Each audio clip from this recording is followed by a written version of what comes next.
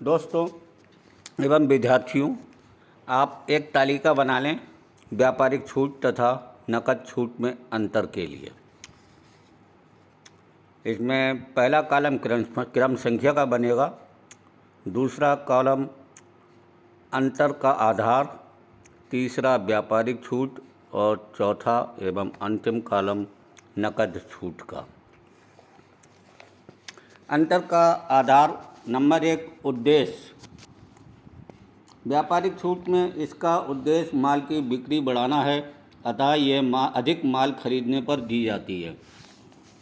नकद छूट में इसका उद्देश्य शीघ्र भुगतान प्राप्त करना है, अतः यह समय से पहले भुगतान करने पर दी जाती है। अंतर का आधार लेखा। इस छूट का पुस्तकों में कोई लेखा नहीं किया जाता। नकद छूट, इस छूट का पुस्तकों में लेखा किया जाता है। छूट देने का समय। यह छूट एक निश्चित मात्रा से अधिक माल खरीदने पर दी जाती है। यह छूट एक निश्चित समय के अंदर भुगतान करने पर दी जाती है। गणना विधि। इस छूट की गणना वस्तुओं के मूल्य पर की जाती है। इस छूट की गणना भुगतान की जाने वाली राशि पर की जाती है। समायोजन। इस छूट की राशि को बीजक में घटाकर दिखाया जाता है। इस छूट की राशि को प्राप्त होने वाली राशि में से घटाकर दिखाया जाता है। इस तरह ये आपका व्यापारिक छूट तथा नकद छूट में अंतर हो गया। अब आप लिखिए नंबर 18 कमीशन। माल के विक्रय हेतु मध्यस्थों या प्रतिनिधियों को उनकी सेवाओं के बाद दी जाने वाली राशि कमीशन या दलाली कहलाती है। नंबर 19 प्रमाणक या वाउचर। व्यापार में माल के क्रय विक्रय या रोकड़ के लेन देन को प्रमाणिक माल के लिए जो प्रपत्र या पर्चा बनाया जाता है वो प्रमाणक या वाउचर कहलाता है। नंबर 20 आहरण या निजी व्यय। इसको हम ड्राइंग भी कहते हैं। व्यापार का स्वामी अपने घरेलू या निजी व्यय के लिए व्यापार से जो माल या रोकड़ निकालता है उसे आहरण या निजी व्यय कहते हैं। इससे व्यापारी की पूंजी कम हो जाती है। नंबर 21 ऋणी एवं धनी। ऋणी एवं धनी अर्थात डेबिट एंड क्रेडिट, ये दोनों शब्द पुष्पालन के चिन्ह हैं जिनका प्रयोग बहियों में लेखा करने के नियमों को स्पष्ट करने तथा उन्हें क्रियाशील करने के लिए किया जाता है। किसी खाते का बायां भाग ऋणी या डेबिट और दायां भाग धनी या क्रेडिट कहलाता है। ऋणी करने का अर्थ है उस खाते की बाईं ओर लेखा करना तथा धनी करने का अर्थ है उस खाते के दाईं ओर लिखना। नंबर 22 ऋण लोन। व्यापारी का स्वामी व्यापार के संचालन हेतु किसी अन्य व्यक्ति, संस्था या बैंक आदि से जो रुपया उधार लेता है उसे ऋण कहते हैं। इस राशि का प्रयोग उत्पादक एवं अनुत्पादक दोनों प्रकार के कार्यों के लिए किया जाता है। अब एक तालिका बना लीजिए ऋण तथा पूंजी में अंतर। नंबर 1 रहेगा क्रम संख्या, नंबर 2 में ऋण और नंबर 3 में पूंजी।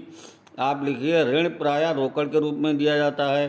पूंजी रोकड़ तथा माल दोनों रूप में दी जा सकती है। नंबर 2 ऋण देने वाला ऋणदाता कहलाता है। पूंजी देने वाले को पूंजीपति कहा जाता है। नंबर 3 ऋण का प्रयोग उत्पादन एवं अनुत्पादक दोनों प्रकार के कार्यों के लिए किया जा सकता है। पूंजी का प्रयोग प्रायः उत्पादक कार्यों के लिए ही किया जाता है। नंबर 4 ऋण की घिसावट नहीं होती, अर्थात इसके मूल में कोई ह्रास नहीं होता। पूंजी में घिसावट होती है, अर्थात पूंजीगत वस्तुओं का मूल्य क्रमशः घटता जाता है। नंबर 23 संपत्ति। व्यापार के संचालन हेतु कुछ स्थायी या अस्थायी रूप से संपत्तियां क्रय कर ली जाती हैं, जैसे भूमि, भवन, फर्नीचर, मशीनरी, माल आदि। इन सबको व्यापार की संपत्ति कहा जाता है। नंबर 24 देय धन या दायित्व।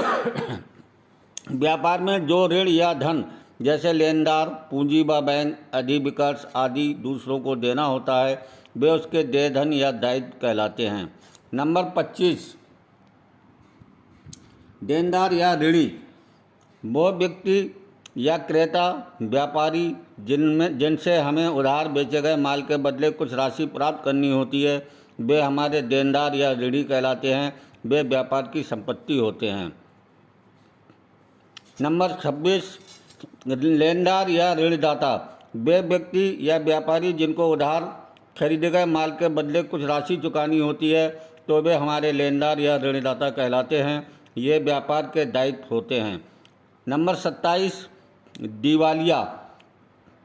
जब किसी व्यापारी की देनदारी अधिक तथा लेनदारी कम होती है और वो उस अधिक देनदारी को चुकाने में असमर्थ रहता है, तब वो व्यापारी दिवालिया व्यापारी कहलाता है। बैंक वो संस्था है जिसे रिजर्व बैंक से मान्यता प्राप्त होती है, जो रुपयों का लेन देन करता है। ये कम ब्याज की दर पर जमा पर रुपया प्राप्त करती है तथा अधिक ब्याज की दर पर रुपया ऋण के रूप में उधार देती है। चेक ये एक शर्त रहित आज्ञा पत्र है जिसके द्वारा ग्राहक अपने बैंक को ये आदेश देता है कि वह उसमें उल्लिखित व्यक्ति को या उसके ग्राहक को या उसके आदेशानुसार किसी अन्य व्यक्ति को अमुक राशि का भुगतान कर दे। इस पर रकम पाने वाले का नाम एवं धनराशि लिखी जाती है तथा चेक काटने वाले व्यक्ति के हस्ताक्षर होते हैं। नंबर 30, बैंक अधिविकर्ष। जब बैंक में जमा धनराशि से अधिक राशि निकाल ली जाती है तो उस अधिक को बैंक अधिविकर्ष कहा जाता है। नंबर 31, प्रत्यक्ष व्यय। कच्चे माल को बिक्री योग्य बनाने तथा उसे गोदाम या दुकान तक लाने के संबंध में जो व्यय किया जाता है वे प्रत्यक्ष व्यय कहलाते हैं, जैसे धुलाई, भाड़ा, मजदूरी आदि। अप्रत्यक्ष व्यय माल की बिक्री तथा व्यापार संचालन के संबंध में जो व्यय किए जाते हैं वे अप्रत्यक्ष व्यय कहलाते हैं, जैसे बिक्री एवं वितरण संबंधी व्यय तथा कार्यालय एवं प्रबंध संबंधी व्यय आदि।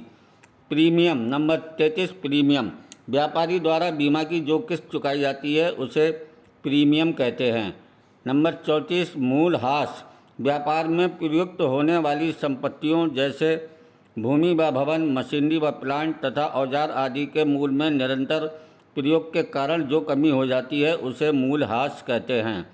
नंबर 35, लेखा या प्रवृत्ति। व्यापारिक लेन देनों को हिसाब की पुस्तकों में नियमानुसार लिखना लेखा या प्रवृत्ति कहलाता है। नंबर 36, स्पष्टीकरण। रोजनामचे में प्रत्येक प्रवृत्ति के नीचे दिए गए इस संक्षिप्त विवरण को स्पष्टीकरण कहते हैं। इसके लिखने से सौदों का स्वरूप स्पष्ट हो जाता है। अब आप पढ़ेंगे लेखा कर्म से आशय। साधारण शब्द में लेखा कर्म से आशय वित्तीय स्वभाव वाले लेन देनों एवं घटनाओं के मौद्रिक स्वरूप का लेखा करने, वर्गीकरण करने तथा सूक्ष्म विवरण तैयार करने से है, जिससे कि एक निश्चित अवधि के उपरांत लाभ हानि का निर्धारण हो सके एवं एक अवधि विशेष के अंत में व्यवसाय की वित्तीय स्थिति का पता लग सके तथा इनके परिणामों से उचित निष्कर्ष निकाले जा सके। इस प्रकार जहाँ पुस्तपालन का कार्य समाप्त होता है वहाँ लेखा कर्म का कार्य प्रारंभ होता है।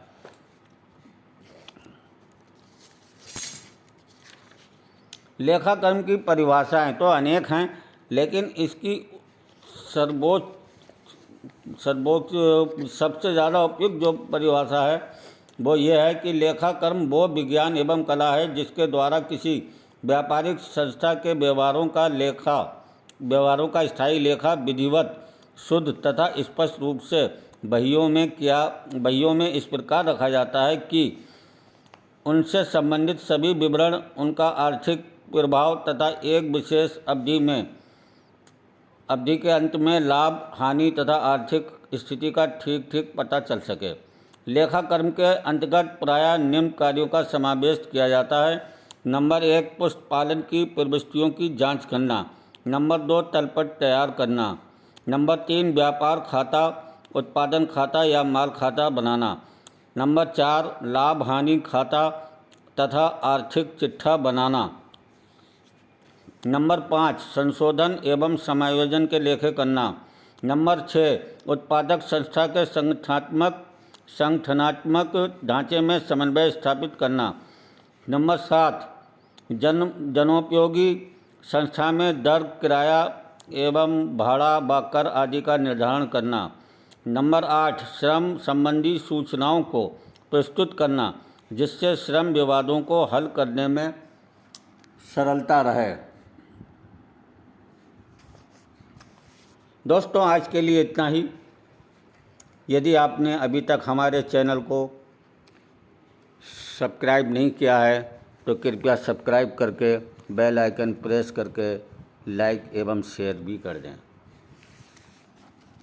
नमस्कार।